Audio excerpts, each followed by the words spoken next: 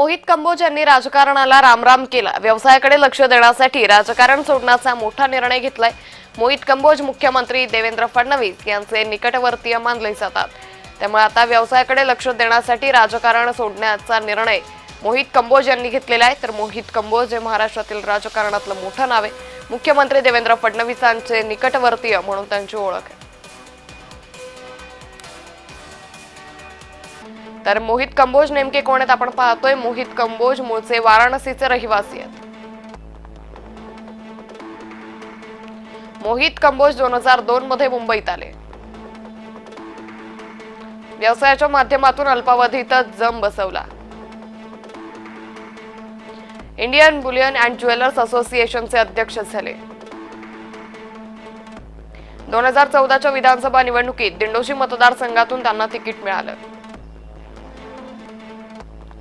तिरंगी लढतीत मोहित कंबोज यांचा सुनील प्रभूंकडून पराभव झाला।